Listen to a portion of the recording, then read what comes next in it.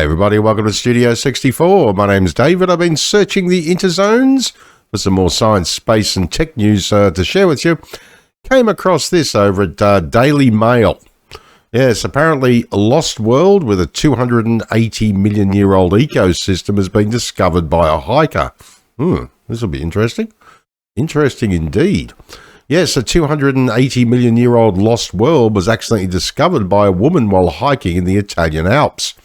Yes, Claudia Stephenson and her husband were trekking along a trail in the Valtellina-Arobi Mountains Park in Lombardy in 2023 when she spotted a light grey rock covered in strange designs. Now, as usual, I'll leave the link to the main article below the video so you can pop in, check out these embedded links, go for a bit of a deeper dive if you want beyond the main article. Makes for an interesting read, believe me.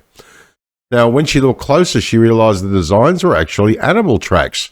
Stephenson sent photos to a research team who determined the footprints belonged to a prehistoric reptile that roamed the Earth during the Permian period, the age immediately before dinosaurs. Interesting.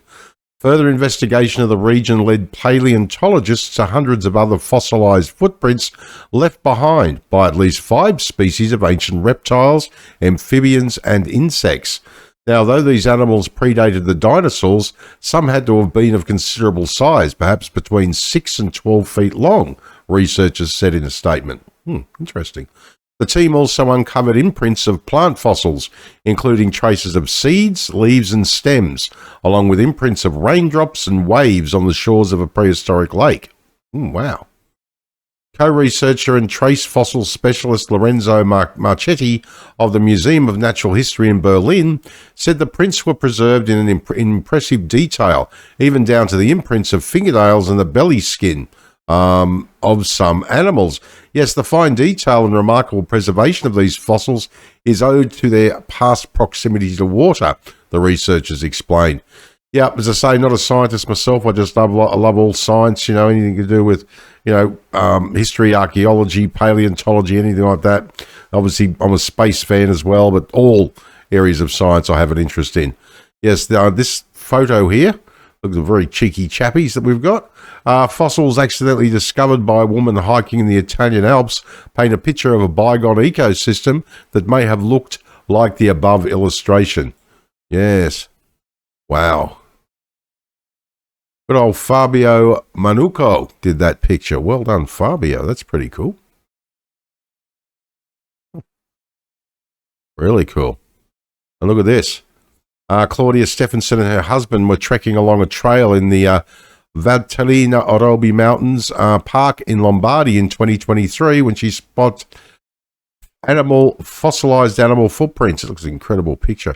We've got some video of the area coming up that's some drone footage, and it's pretty amazing stuff. I think you'll absolutely love it. I think it's just exquisite footage, and just a big shout out to Marco Angioletti. You'll find that I've linked his YouTube channel down below. I think you'll quite like it. It's a very good video indeed. All right, so let's carry on here. So the ancient ecosystem, found at altitudes as high as 10,000 feet and at the bottom of valleys, was preserved in fine-grained sandstone. Paleontologists also identified claw marks and patterns from the underbellies of animals. Now, the footprints were made when these sandstones and shales were still sand and mud soaked in water at margins of rivers and lakes, which periodically, according to the seasons, dried up. Co-researcher and paleontologist Orsonio Oronchi of the University of Pavia said in a statement. Now, as I said, I promised you before, we've got a little video here, not this particular one, but we have that video, some drone footage for you, and of the area where these fossilized remains were found. Let's just check it out, and then we'll carry on the conversation when we come out the other side.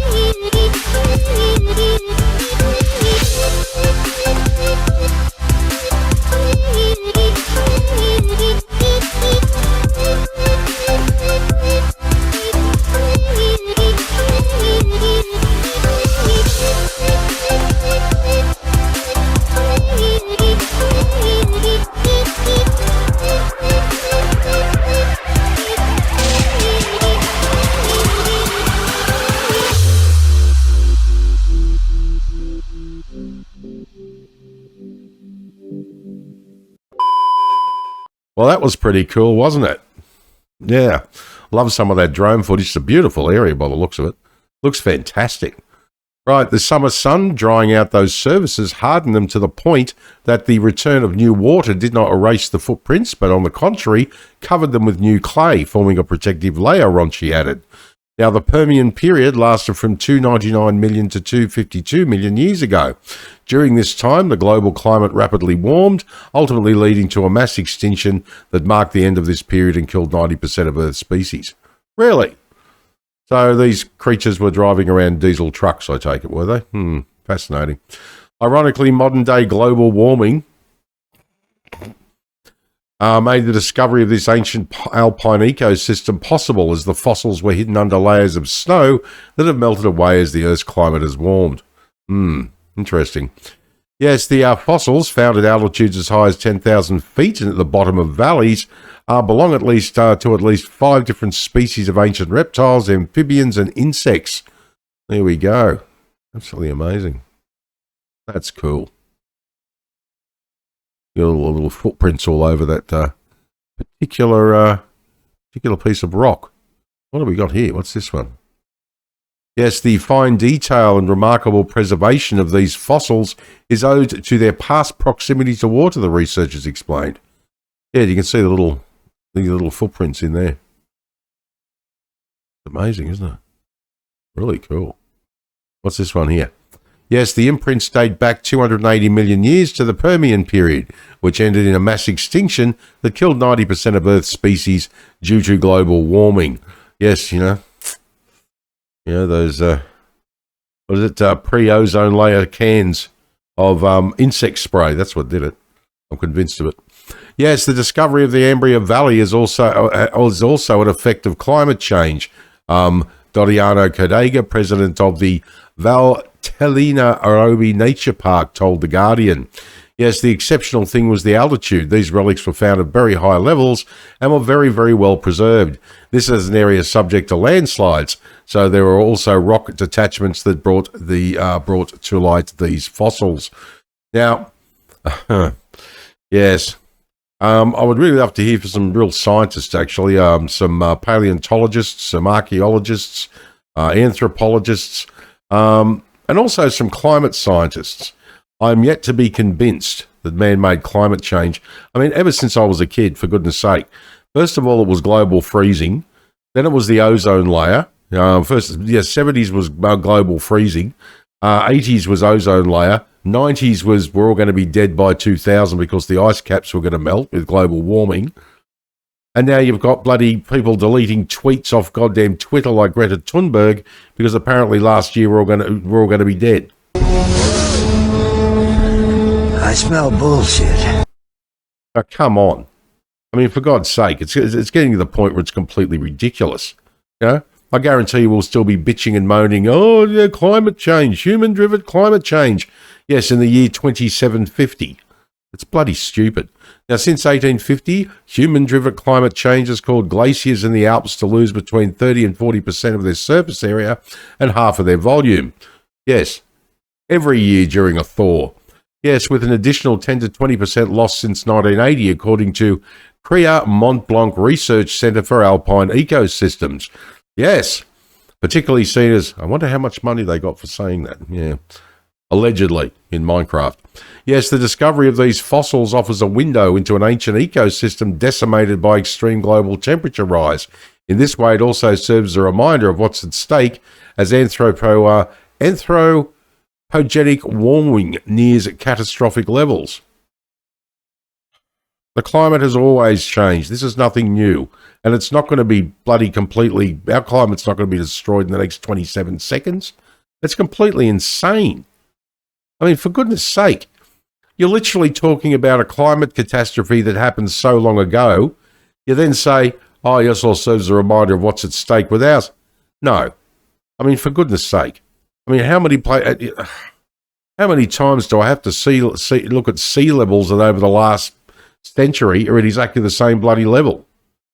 I mean, I find it fascinating.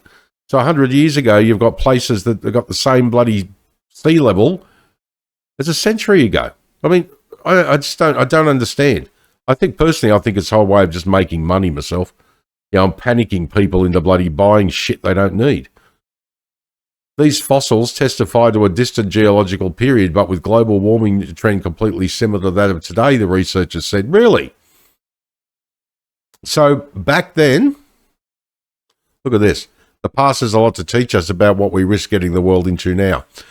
So look at this. Since 1850, human-driven climate change has caused glaciers in the Alps to lose between 30 and 40% of their surface area and half of their volume.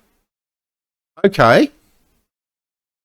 If this climate change event happened 280 million years ago, what caused its glaciers to melt? I don't think there were humans driving around in, as I said, in diesel bloody trucks or bloody dinosaurs in diesel trucks, even though this is pre-dinosaur. You get my point. No, I really think that the whole thing is a colossal load of garbage when it comes to climate change. Again, that's just my opinion. As I said, I'd love to speak to a climate scientist who could change my mind. I think that would be, as I said, I'm open to it.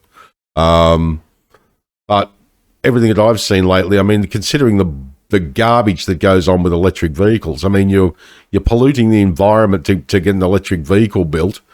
I mean, 2022 alone, China, 300 million more tons of coal to fire up their coal-fired power stations so they can run electricity into the electric car factories so you can drive around with a smug sense of superiority on your face saying how wonderful you're treating the environment by using an electric car. And then when you go to charge your car up, you plug it into a power point. Where does that power point get its power from? Is it a coal-fired power station? Bloody dingbats. Unbelievable. But again, open to it. Let's debate. Let's talk about it. I would say, as I said, that aside, love to get some comments from some actual scientists. That'd be fantastic in paleontology and archaeology and all that sort of thing. It'd be absolutely wonderful. All right, well, my name is David. Thanks for joining me for another Studio 64 Science, Space and Tech News update. I shall see you in the next one. If you enjoyed this video, please like, share, subscribe. I'd greatly appreciate it. If you're up for it, drop a comment down below the video because I'd love to hear what you think. All right, take care, and as I always say, if you can't be good at it. And as I also always say, My brain hurts!